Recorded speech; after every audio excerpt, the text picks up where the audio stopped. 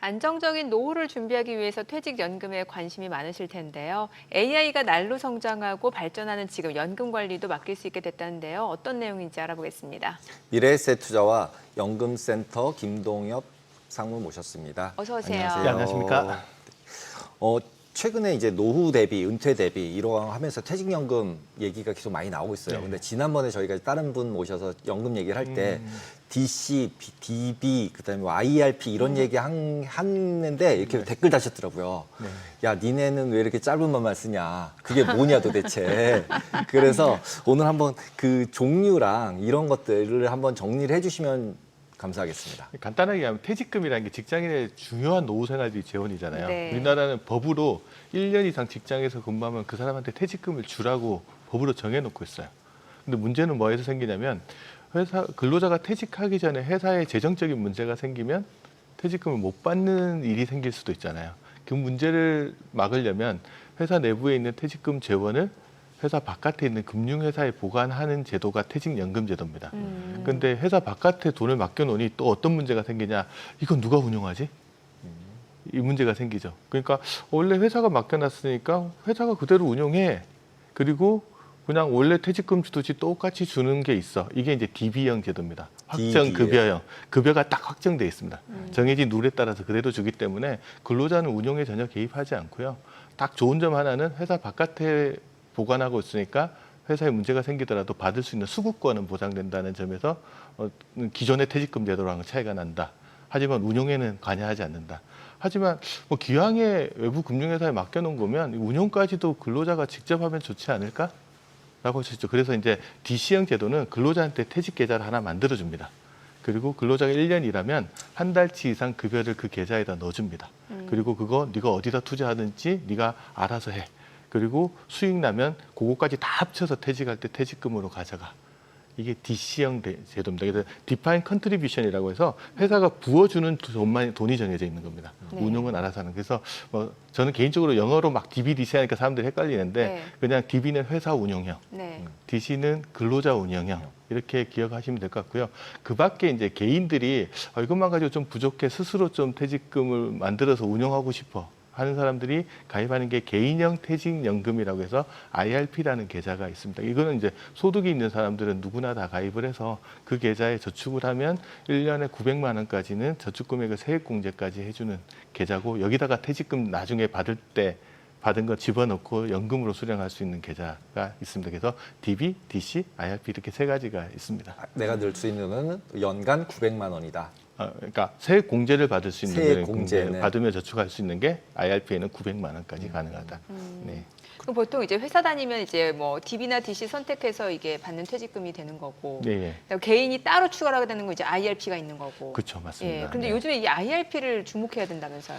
이게 왜 그러냐 그러면 예. 지금 우리나라의 가장 큰 트렌드 중에 하나가 고령화라는 트렌드가 고령화. 있죠. 그렇죠. 고령화가 되면은 퇴직을 직장에서 떠나잖아요. 네. 그럼 퇴직금을 수령하시는 분들이 많이 늘어나게 됩니다.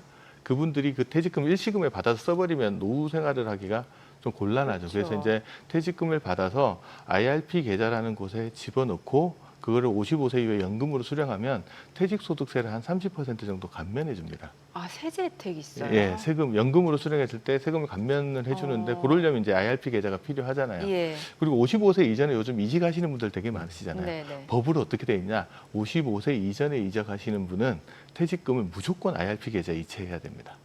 선택권이 없습니다. 물론 네. IRP 계좌에 넣고 나서 해지는 할 수 있지만 일단은 IRP 계좌로 넣어야 되니까 네. 그런 부분들 때문에 이제 IRP 계좌에 대한 관심들이 되게 많이 넣고 직장 생활을 한다 그러면 인생에 반드시 한 번 이상은 IRP 계좌를 만나게 네. 되어 있다고 보시면 됩니다. 그럼 IRP 계좌는 그냥 각자 알아서 운영하는 건가요? IRP 계좌는 자기가 만들어 놓은 계좌잖아요. 네. 그 안에 들어가는 붙는 것도 자기가 붙고 그걸 어디다 투자할지도 자기가 결정하고 그 늘어난 것들에 대해서 이제 수익을 연금 형태로 수령할 수 있습니다. 그럼 IRP 안에서 어떤 거를 투자를 할 수 있는 건가요? IRP 계좌는 이제 은행, 증권사, 보험사에서 가입을 할 수 있는데 네. 대다수에서 원리금 보장 상품부터 투자 상품까지 다양한 상품들을 할 수 있습니다. 근데 요즘 이제 일반 투자자들이 제일 관심 많은 게 ETF 같은 데 투자하시는 거 예. 관심 많으시잖아요. 근데 ETF를 실시간으로 거래하려면 증권사에서 IRP 계좌를 개설하셔야 되고 은행이나 일부 보험사 쪽에서도 ETF를 서비스는 해주는데 실시간 거래는 안 됩니다. 그래서 그런 차이점들은 조금씩 있다. 그래서 실시간 안 된다는 얘기는 오늘 얘기를 하면은 내일 사지거나 모레 사지거나 아마 이러나요? 한 번 정도, 하루에 한 번 정도 거래를 할 수, 신탁 계좌 안에서 거래를 하는 거라서 그러니까 바로바로 사고 팔 수 없는 구조로 되어 있다라고 알고 계십니다. 그래서 이제 그 부분이 불편하신 분들은 증권사 같은 계좌에서 IRP 계좌를 많이 하시고 뭐 어차피 하루에 한 번밖에 거래 안 하는데 이러시는 분들 같은 경우에는 그냥 증권사, 은행이나 뭐 보험사 계좌에서 하는데 그것도 서비스를 다 제공해 주는 건 아니고 은행하고 보험사 중에 일부만 제공해 주고 있기 때문에 저희가 한번 확인해 보시고 나한테 적합한 금융회사를 찾으셔가지고 IRP 계좌를 개설하는 필요가 있습니다. 그럼 이미 갖고 계신 분들 혹시 나 증권사 IRP 계좌로 이전하고 싶다 하시는 분들은 어떻게 아주 해야 돼요? 쉽습니다. 그냥 옮기려고 하는 회사에 가서 아니면 요즘 모바일로 많이 하시잖아요. 네네. 모바일 들어가시면 이전 서비스가 있습니다. 이전 서비스. 그냥 클릭하고 누르시면 이전이 되고요. 네. 이제 내가 이전하겠다고 하면 지금 현재 가입하고 있는 회사에 이전하려는 회사에 전화 한번 해서 확인하고 의사 확인이 되면 알아서 처리를 해줍니다. 이 과정에서 이제 IRP를 IRP끼리 이전하는 경우에는 실물 이전 서비스도 됩니다. 내가 현재 투자하고 있는 상품들을 그대로 가지고 이전하는 서비스들도 일부 가능하기 때문에 그런 것도 확인해 보시고 내가 투자한 상품 그대로 가져갈 수 있는지 그리고 그거 옮길 때 어떤 절차인지는 이제 한번 금융회사에 문의해 보시면 금방 알아볼 수 있으니까 그렇게 하시면 될 것 같습니다. 보통 이제 IRP나 연금 계좌 같은 경우는 우리가 못 찾잖아요. 예. 못 찾으니까 뭔가 포트폴리오 관리 잘해야 될 것 같은데 예. 뭐 이렇게 좀 위험한 것도 사지 못하게 하는 것 같고 이러더라고요. 뭐는 못 사게 하고 그다음에 막 현금 비중이 있어야 된다고 그러고 제가 마음대로 못하게 하던데 그 룰 좀 일단 한번 설명해 기본적인 주시죠. 룰은 이제 개별 주식 투자는 안 된다고 보시면 되고요. 그다음에 위험자산 투자 한도라는 게 정해져 있습니다. 네네. 그러니까 위험자산이 도대체 뭐냐 이렇게 이야기할 수 있는데 그냥 편하게 생각하시면 펀드들 중에서 주식 비중이 50% 넘어가는 것들. 그런 것들을 위험자산이라고 하는데 그런 자산에는 내 퇴직연금 DC형이나 IRP 적립금 중에 70%까지만 투자할 수 있습니다. 네. 근데 예외적인 것들도 분명히 또 있잖아요. 보통 이제 펀드들 중에 TDF라고 하는 타겟 데이트 펀드가 네. 있거든요. 이거는 처음에는 주식 비중을 아주 높게 가져가다가 은퇴하는 시점에는 아주 낮게 한 40%까지 떨어뜨려주는 자동 조정해주는 상품인데 요거는 주식 비중이 처음에 50% 넘잖아요. 네. 근데 이건 위험자산으로 안 봅니다. 그러니까 여기는 100% 자기 자금 다 집어넣을 수도 있거든요. 그런 예외적인 거 몇 가지는 제외하시고 위험자산에는 한 70%까지 자기가 넣고 나머지 30%는 비교적 안정적인 그러니까 주식 비중이 50%가 안 되는 펀드들이나 ETF 같은 데다가 투자하면 되고요. ETF도 사람들은 ETF 하면 다 주식에 100% 오리엔트돼 있다고 생각을 하는데 요즘 퇴직연금 가입자들을 위해서 안정형 ETF들도 나와 있습니다. 채권하고 좀 섞어서 네. 비중을 여기다가 100% 다 투자할 수 있게끔 해놓는 ETF들도 있어서 그런 거 찾아보시고 자기가 맞는 거 고르시는 방법들이 있습니다. 지금 화면에 보니까 ETF하고도 TDF 비교를 해놨는데 저것도 좀 쉽게 알려주세요. 사람도 이게 또 ETF 아까 DB/DC 헷갈리듯이 ETF, TDF 하면 뭐 투자를 하시는 분들 저게 헷갈릴 리가 없습니다. 그렇죠, 예. 근데 퇴직연금이라는 것들은 근본적으로 직장에 다니는 사람들이 대부분 다 하기 때문에 투자에 평상시 관심 없는 사람들도 많이 네. 하다 보니까 좀 헷갈리시거든요. 즉 마지막에 F는 펀드입니다. 펀드. 네. 펀드의 약자라고 보시면 되는데 ETF는 주식시장에 상장되어 있어서 실물 주식처럼 언제든지 실시간으로 사고 팔 수 있는 펀드라고 보시면 됩니다. 그게 이제 ETF 요즘 관심 많고 많이 투자하시는 그래서 상장 지수 펀드라는 이름이 붙어 있고요. TDF는 타겟 데이트 펀드 약자입니다. 이 타겟 데이트 그러니까 뭔가 데이트 날짜를 정했다는 소리잖아요. 그렇죠. 자기가 보통 은퇴하는 날짜를 딱 정합니다. 예를 들면 2045년에 은퇴하시는 분이면 펀드 이름 뒤에 2045 딱 써 있거든요. 그거 딱 고르시면 2045년 정도 됐을 때 주식 비중을 40% 이하로 맞춰줍니다.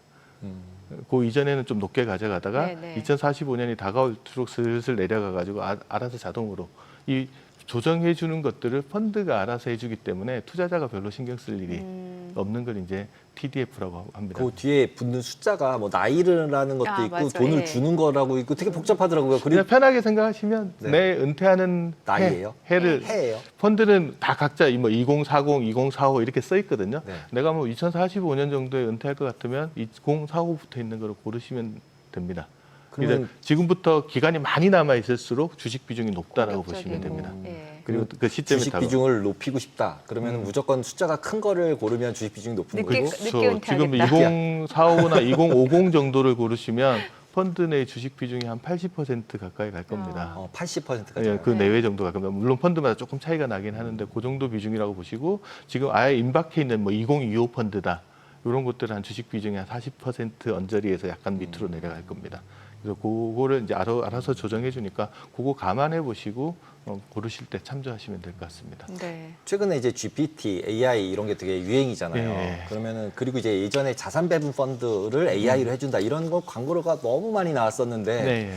최근에 다 죽은 것 같아요. 아, 그렇죠. 근데 예. 다시 살아나는 느낌이 약간 보이는데 AI로 다시 운영합니다. GPT로 뭐 설명해 줍니다. 이렇게 하는데 과거라의 AI 뭐 자산 배분 펀드 나왔던 거랑 네. 지금 현재 다시 나오는 이제 GPT 나온 다음에 나오는 AI 펀드랑 뭔가 수익률이 다르거나 운영 방법이 다른가요?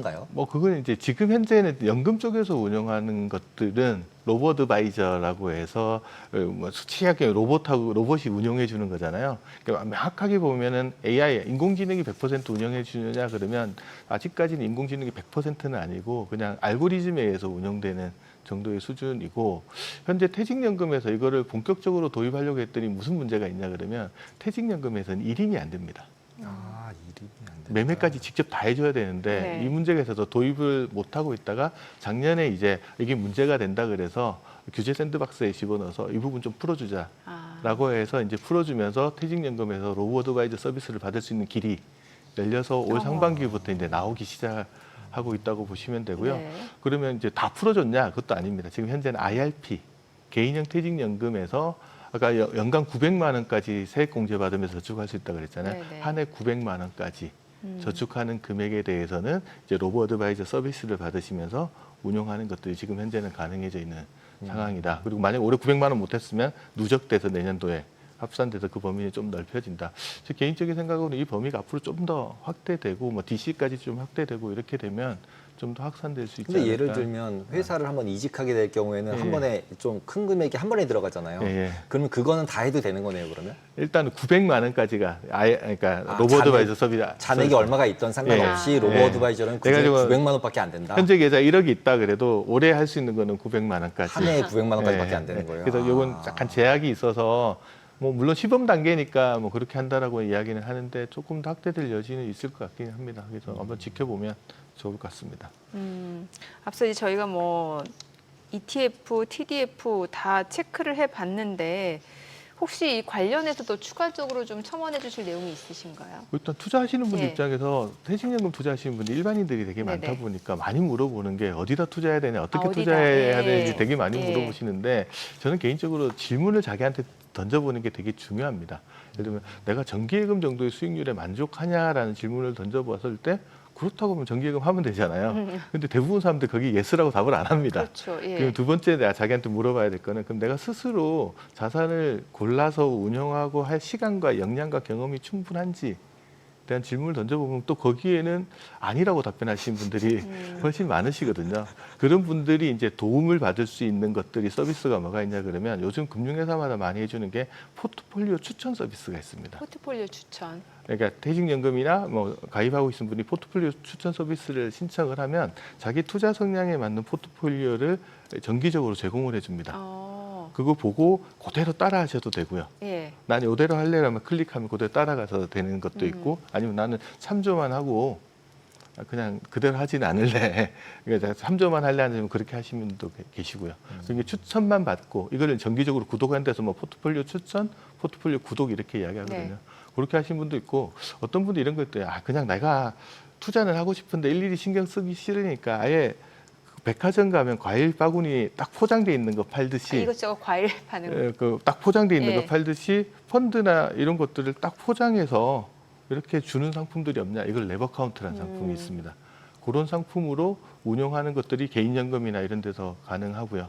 근데 이제 금방 이야기했듯이 아까 로보어드바이저에서 가능하다는 거는 IRP에서 이제 그런 레버카운트 서비스를 로보어드바이저가 해주는 게 가능하니까 그런 서비스를 이용하는 것도 가능하고요. 그다음에 이것저것 다 싫고 난 나이에 따라서 나 주식 비중이나 채권 비중을 알아서 좀 조정해줘 이러시는 분들 있으시다 그러면 아까 말씀드렸던 타겟 데이트 펀드 같은 것들을 고르시면 뭐 장기간에 걸쳐서 꾸준하게 그렇게 자산 관리를 이제 펀드가 알아서 해주는 형태의 고르시면 됩니다. 그래서 나한테 맞는 서비스가 뭔지를 한번 체크해 보시고 거기에 맞게끔 운영하시는 거 되게 중요하고요.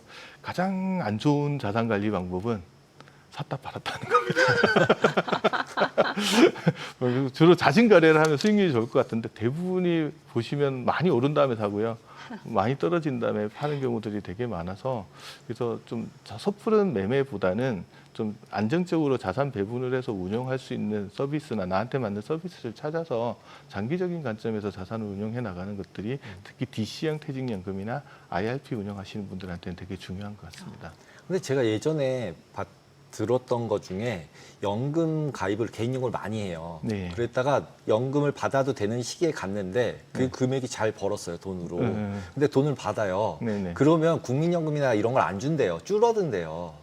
그거는 이러면은 네. 이렇게 되면은 실제로는 내가 지금 열심히 투자를 할 필요가 없는 거잖아요. 연금 없다고 생각하고 그렇죠. 그냥 내가 투자를 해야지. 뭐 이런 생각이 막 갑자기 들더라고요. 그게 이제 정확하게 잘 모르셔서 그러는 건데 네. 국민연금에 이제 소득이 많으면 감액하는 조항이 있습니다. 네. 그때 이때 소득은 어떤 소득을 이야기하냐 그러면 근로소득하고 사업소득.